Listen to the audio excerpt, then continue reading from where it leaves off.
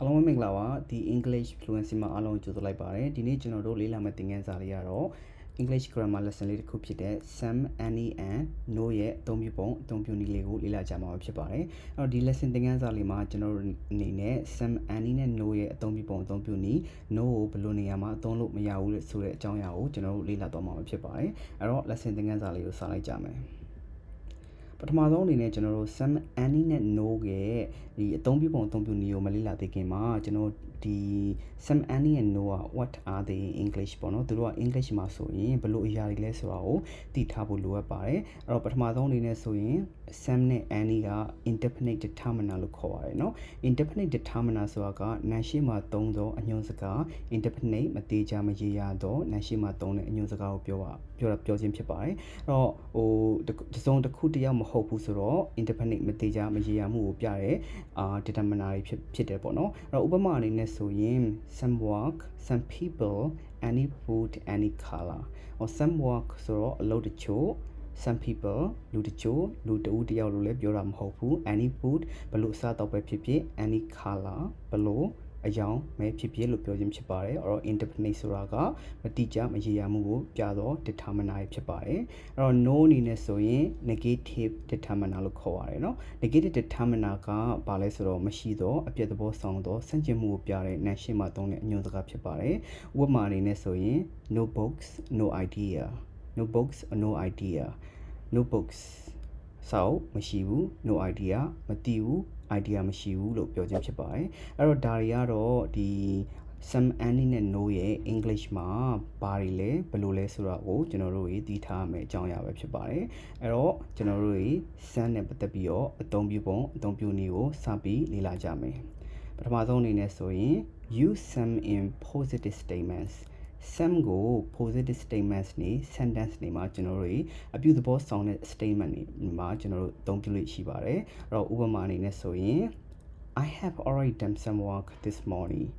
I have already done some work this morning အော်ဒီမနေ့ကျွန်တော်အလုပ်တချို့လုပ်ပြီးသွားပြီလို့ပြောခြင်းဖြစ်ပါတယ်အဲ့တော့ဒီမှာကြည့်မယ်ဆိုရင် negative sentence မဟုတ်တဲ့အတွက် have already done some work this morning အလုပ်တချို့လုပ်ပြီးသွားပြီလို့ပြောတာဖြစ်တဲ့အတွက် positive statement ပဲဖြစ်ပါတယ်အဲ့တော့နောက်တစ်မျိုးအနေနဲ့ဆိုရင် I got some homework to do tonight I got some homework to do tonight ငါဒီညအင်စာတချို့လုပ်ဖို့ရှိရလို့ပြောခြင်းဖြစ်ပါတယ် have got some homework ငါမှာအင်စာတချို့ရှိရ to do tonight ဒီညအင်စာတချို့လုပ်ဖို့ရှိရလို့ပြောခြင်းဖြစ်ပါတယ်အဲ့တော့နောက်ဆုံးဥပမာလေးတစ်ခုအနေနဲ့ဆိုရင် we have some strategies to deal with the client we have some strategies to deal with the client ငါတို့ client ကိုကိုင်တွယ်ဆက်ဆံဖို့နည်းလမ်းတချို့ရှိတယ်လို့ပြောခြင်းဖြစ်ပါတယ်เนาะဒီမှာ some strategies some strategy have some strategy နည်းလမ်းတချို့ရှိတယ်လို့ပြောခြင်းဖြစ်ပါတယ်အဲ့တော့နောက်ထပ် some နဲ့ပတ်သက်ပြီးတော့ထပ်ပြီးတော့လေ့လာမယ်ဆိုရင် some with uncountable nouns and plural countable nouns some ကို uncountable nouns နဲ့ plural countable nouns တွေမှာအသုံးပြုပါတယ်အဲ့တော့ကျွန်တော်တို့ရှေ့မှာဥပမာတွေကိုလေ့လာပြီးသွားပြီဆိုတော့ဒီမှာပြန်ပြီးတော့ကျွန်တော်တို့အဲ့ဥပမာတွေကိုပြန်ကြည့်မယ်ဆိုရင် done some work got some homework and some strategies အဲ့ဒါကြီးကဘာကြီးလဲ some work some homework some strategy အဲ့တော့ဒီမှာသိထားမယ့်အကြောင်းအရာက uncountable noun ကဘယ်အရာတွေလဲ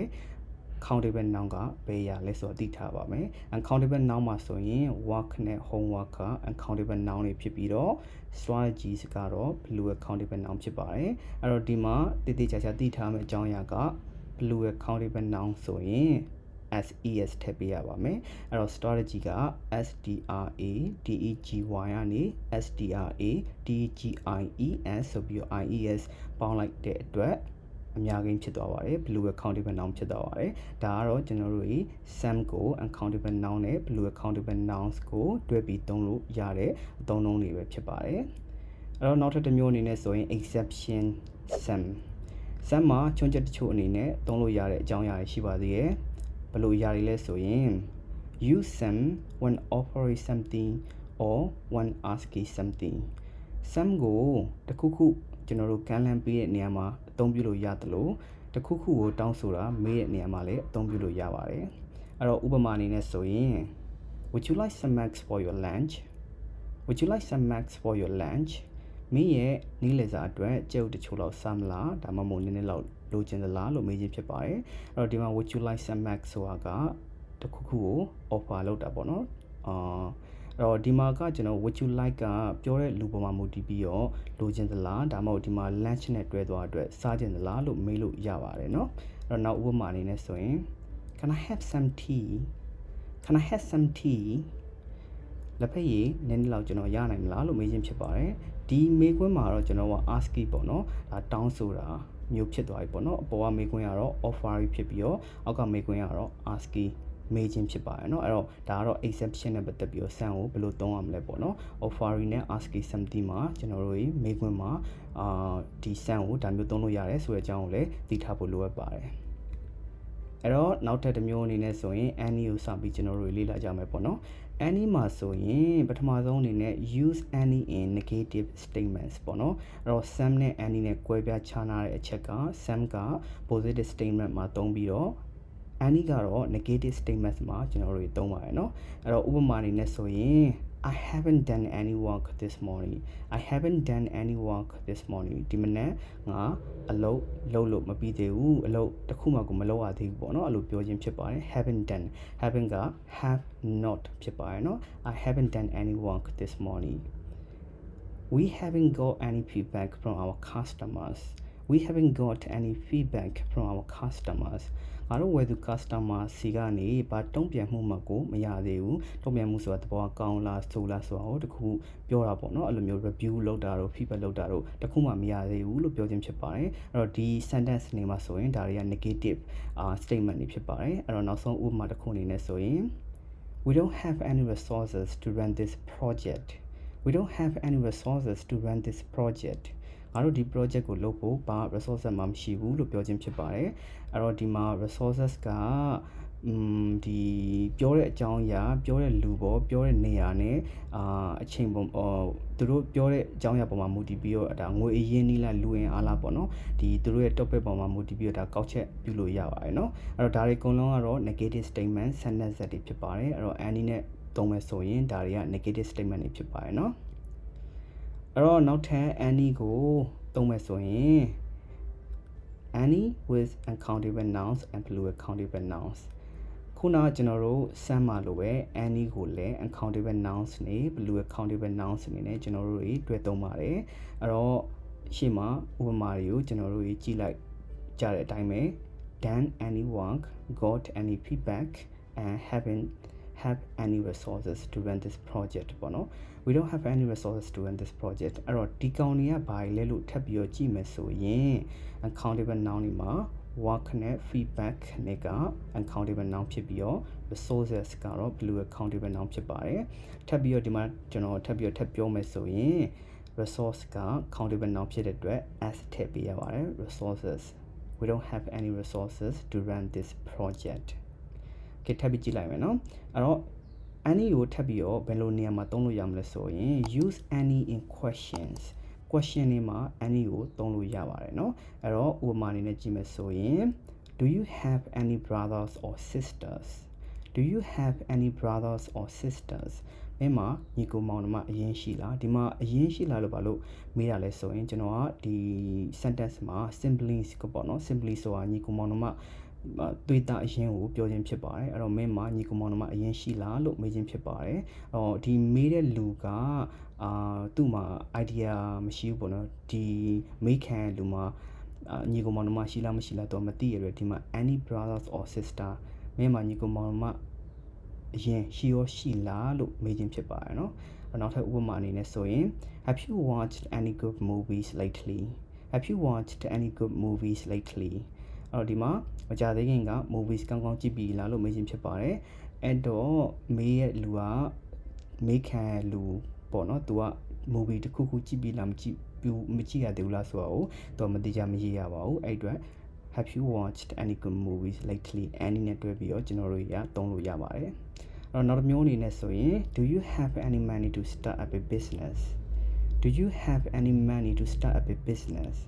မင်းလုပ်ငန်းတစ်ခုစဖို့မင်းမှာငွေကြေးပတ်စံရောရှိသလားလို့မေးခြင်းဖြစ်ပါတယ်လုပ်ငန်းတစ်ခုစဖို့ငွေကြေးပတ်စံရှိသလားလို့မေးခြင်းဖြစ်ပါတယ်အဲ့တော့ any ကို question မှာဒီလိုမျိုးတွေကျွန်တော်တို့သုံးလို့ရတာဆိုတာကိုသိထားသင့်ပါတယ်เนาะဟုတ်ပြီအဲ့တော့ any နဲ့ some နဲ့ကျွန်တော်တို့တွေလေ့လာပြီးသွားပြီဆိုတော့ no ကိုစပြီးတော့ကြည့်မှာပေါ့နော် no ကိုဘယ်လိုနေရာမှာကျွန်တော်တို့သုံးမလဲတစ်ချက်ကြည့်လိုက်ကြမယ်နော် use no to indicate negation no ဆိုတာက indicate negation အပြတ်သဘောဆောင်တဲ့ဆန့်ကျင်မှုအနှုတ်လက္ခဏာပေါ့နော်အဲ့လိုမျိုးပုံစံတွေကိုပြောတဲ့နေရာမှာ no ကိုကျွန်တော်တို့တွေသုံးပါတယ်ဥပမာအနေနဲ့ဆိုရင် I have no money to buy a car I have no money to buy a car ငါကားတစ်စီးဝယ်ဖို့ပတ်စံတစ်ပြားမှမရှိဘူးလို့ပြောခြင်းဖြစ်ပါတယ် I have ငါမှာရှိတယ်ဒါပေမဲ့ no money ပတ်စံတစ်ပြားမှမရှိဘူးလို့ပြောခြင်းဖြစ်ပါတယ် There are no students in the class There are no students in the class အတန်းထဲမှာသင်တန်းစာတယောက်မှမရှိဘူးလို့ပြောခြင်းဖြစ်ပါတယ်အဲ့တော့ there are ရှိသည်ဖြစ်သည် no students ကျောင်းသားတယောက်မှမရှိဘူး in the class အတန်းထဲမှာကျောင်းသားတယောက်မှမရှိဘူးလို့ပြောခြင်းဖြစ်ပါတယ် no ကိုကျွန်တော်ကရှေ့မှာထားပြီးတော့လဲ sentence အနေနဲ့သုံးလို့ရပါတယ် no students attended the class today no students attended the class today သင်တန်းသားတယောက်မှဒီနေ့သင်တန်းမတက်ကြဘူးလို့ပြောခြင်းဖြစ်ပါတယ် students attended the class today ကျောင်းသားတွေဒီနေ့သင်တန်းတက်ကြတယ် no ကရှေ့မှာ no student ဖြစ်သွားတဲ့အတွက်သင်တန်းသားတယောက်မှသင်တန်းမတက်ကြဘူးလို့ပြောခြင်းဖြစ်ပါတယ်ဒီမှာနောက်ထပ်တစ်ခုထပ်ပြီးသိရမှာကဘာလဲဆိုတော့ no plus nouns or noun phrases no ကိုကျွန်တော်တို့တွေကသုံးတော့မယ်ဆိုရင် nouns နဲ့ noun phrases တွေနဲ့တွဲပြီးသုံးတာမျိုးရှိပါတယ်အဲ့တော့ဘယ်လိုလဲဆိုရင် no plus uncountable noun no plus money money ဆိုတာက uncountable noun ရေးတွက်လို့မရဘူးเนาะတစ်ချက်နှစ်ချက်လို့ပြောမယ်ဆိုရင်တော့$1 $2 ဖြစ်သွားပါတယ် money ငွေအနေနဲ့ပြောမယ်ဆိုရင်တော့ money က uncountable noun ဖြစ်တယ်ပေါ့เนาะနောက်ထပ်တစ်ခုက no plus